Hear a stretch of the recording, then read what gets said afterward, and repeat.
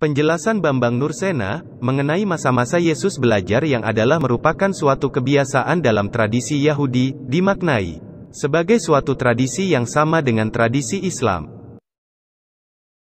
Dengan begitu, Al-Ayyubi Koplak ini mengklaim bahwa Yesus belajar sholat dan mengaji. Klaim si bodoh ini, justru mempermalukan dirinya sendiri.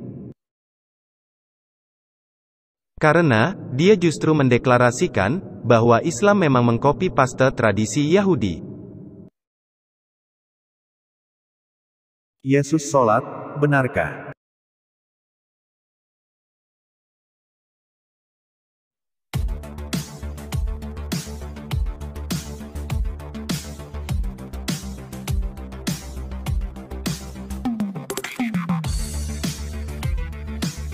Anti Murtad Channel, mengungkap kebenaran, iman Kristen. Ditonton videonya sampai tuntas, disimak baik-baik dan dipahami, baru komen.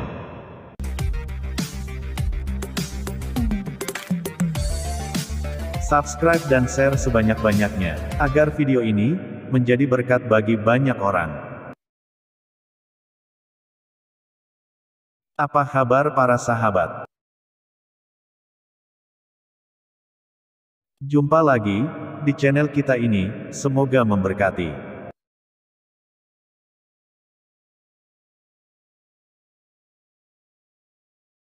Video bahasan kita, kali ini. Yesus sholat, benarkah? Dalam video kali ini, kita akan merespons satu video dari polemikus Islam, yaitu Al-Ayyubi yang menyerang testimoni dari Saifuddin Ibrahim.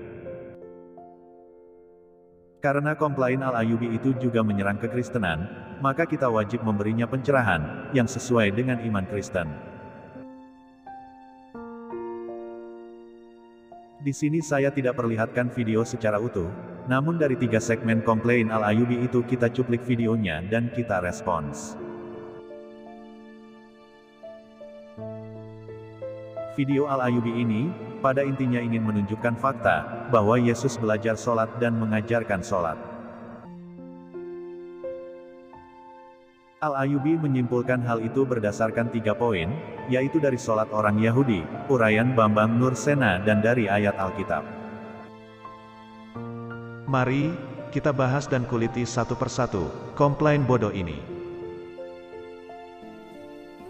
Nggak ada seorang nabi pun di dalam Alkitab yang mengajarkan sholat jengkang-jengking seperti itu. Nggak ada seorang nabi pun di dalam Alkitab yang mengajarkan sholat jengkang-jengking seperti itu, katanya ya. Coba nih kita lihat sholatnya orang Yahudi nih ya.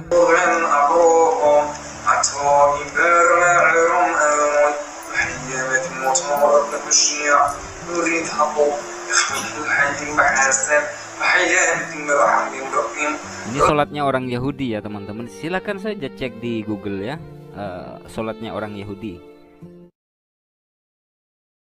Sebelum video dilanjut, yang belum subscribe silahkan subscribe, share sebanyak-banyaknya kepada rekan-rekan Anda, dan jangan lupa, diklik tombol loncengnya, supaya setiap upload video baru Anda dapat notifikasinya.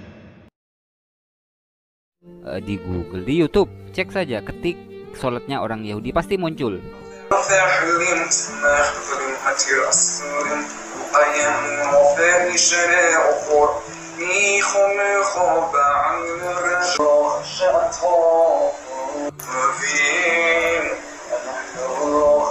Sujud ya, sholatnya orang Yahudi sujud ya, ternyata ya, mirip dengan Islam ya, meskipun tidak sama 100%, tapi kan mirip, ada sujudnya juga ya.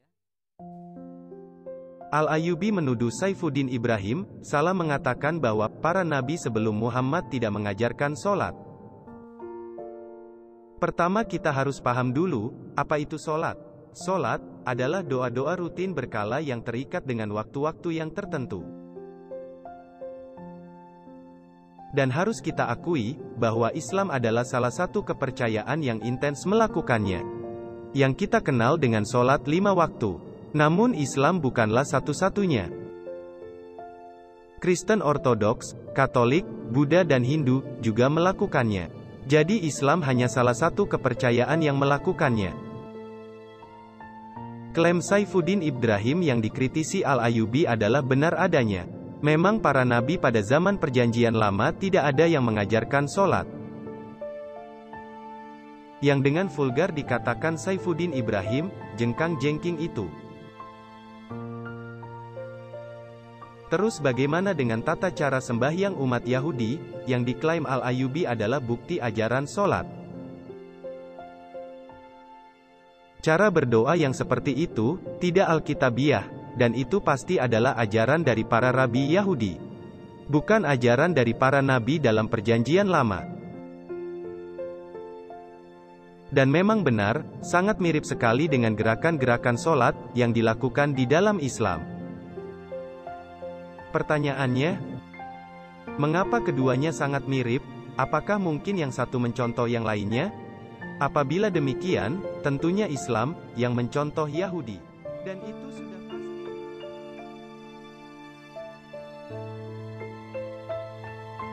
Kita lihat yang berikut.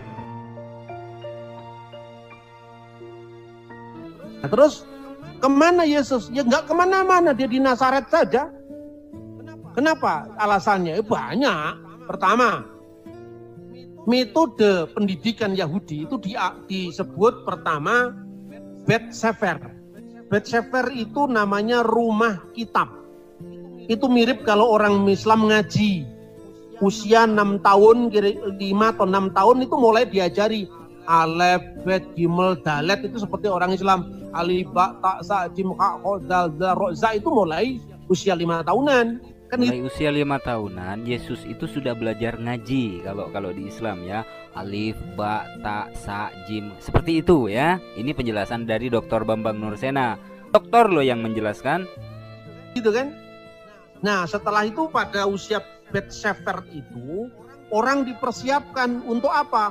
Bisa membaca Shema, ayat-ayat pendek dalam kitab suci setelah dia tahu Shema Yisrael Adonai Elohenu Adonai Echad, kemudian baca Bereshit, ya, kitab Kejadian 1 itu dihafal. Setelah dia teksnya lancar, Bereshit bara Elohim et hasamayim ve'et sa'aret ve'aret hayyeta tohu wa pohu we'hosek alfenete hom ve'ruah Elohim merakepet alfeni hamayim, dihafal. Ketika usia Bet Sefer dia sudah membaca teks-teks pendek dari Taurat dan nabi-nabi. Bandingkan dengan pendidikan Islam, usia seperti itu anak sudah mulai baca turutan, ayat pendek, juz amma. Nah, di sini teman-teman, Yesus itu belajar menghafal, ya, belajar menghafal Shema. Nah, yang menjadi pertanyaan gini sekarang, Yesus itu kan diyakini sebagai firman yang menjadi manusia. Nah, pertanyaannya, apakah sang firman belajar menghafal firman? Ini pertanyaan loh ya, ini pertanyaan. Apakah sang firman itu belajar menghafal firman? Itu pertanyaan. Penjelasan Bambang Nursena mengenai masa-masa Yesus belajar yang adalah merupakan suatu kebiasaan dalam tradisi Yahudi, dimaknai sebagai suatu tradisi yang sama dengan tradisi Islam. Dengan begitu, Al-Ayyubi Koplak ini mengklaim bahwa Yesus belajar sholat dan mengaji. Klaim si bodoh ini justru mempermalukan dirinya sendiri. Karena, dia justru mendeklarasikan bahwa Islam memang mengkopi paste tradisi Yahudi. Di sini pula, Al-Ayyubi mempertanyakan, Yesus sang firman itu, kenapa belajar firman Tuhan?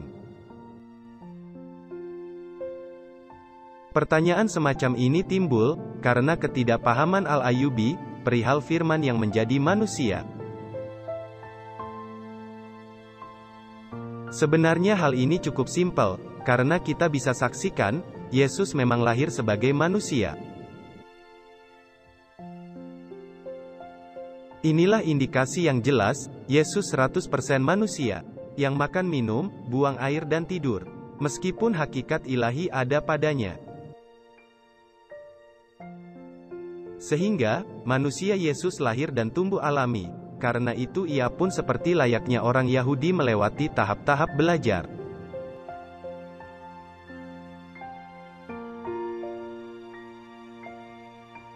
Mulai dari baca tulis berlanjut ke belajar kitab suci dan tata cara peribadatan Yahudi.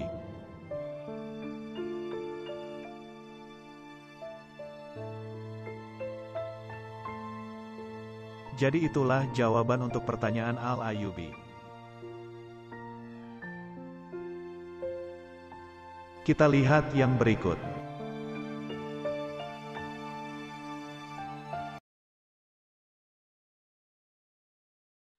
Sekarang kita baca ayat yang ada di dalam Bible ya. Karena Saifuddin Ibrahim ini kan sering mengutip Al-Quran. Boleh dong sekali-sekali saya menampilkan ayat yang ada di dalam Bible. Matius pasal 26 ayat yang ke-37. Dan ia membawa Petrus dan kedua anak Zebedius sertanya, maka mulailah ia merasa sedih dan gentar. Yang 38. Lalu katanya kepada mereka, hatiku sangat sedih, seperti mau mati rasanya. Tinggallah di sini dan berjaga-jagalah dengan aku. Kita lanjutkan ke ayat yang ke-39. Maka ia maju sedikit, lalu sujud dan berdoa. Nah, di sini Yesus sujud dan berdoa. Katanya, ya Bapakku, jikalau sekiranya mungkin biarlah cawan ini lalu daripadaku, tetapi janganlah seperti yang ku kehendaki, melainkan seperti yang engkau kehendaki. Matius pasal 26 ayat 37 sampai 39. Yesus sujud dan berdoa ya. Yesus sujudin.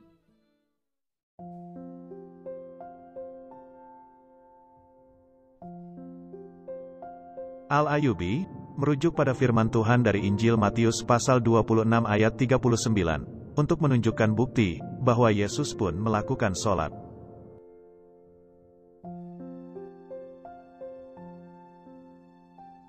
Matius 26 ayat 39, maka ia maju sedikit, lalu sujud dan berdoa.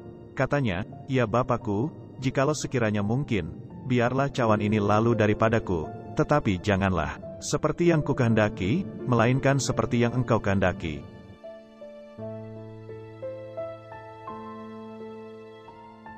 Ini sebenarnya adalah hanya klaim basi dari Islam yang kerap dilontarkan untuk menyerang iman Kristen.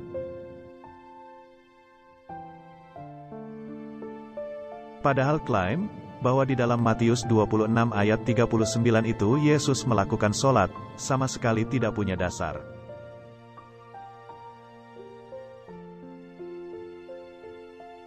Karena, seperti saya jelaskan tadi, sholat adalah doa-doa rutin yang terikat dengan waktu-waktu yang tertentu.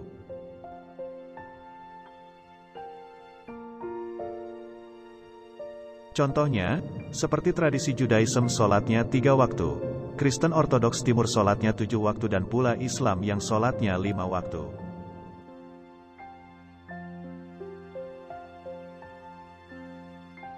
Jadi sholat adalah mengenai waktu berdoa dan bukan sikap berdoa.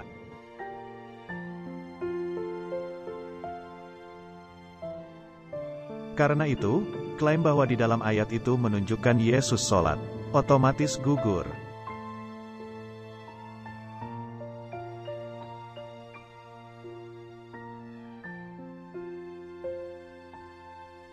Itulah yang terjadi, apabila tidak paham, hanya asal berkoar-koar. Seperti Al-Ayyubi ini.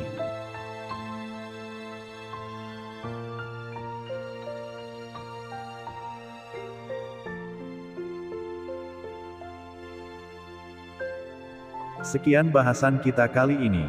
Semoga memberkati. Closing statement.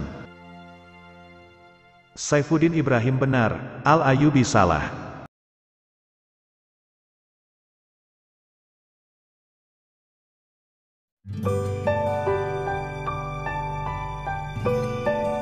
Terima kasih telah menonton, semoga ini menjadi berkat dan menguatkan. Jangan lupa subscribe, like, share, dan komen. Anti Murtad Channel mengungkap kebenaran iman Kristen.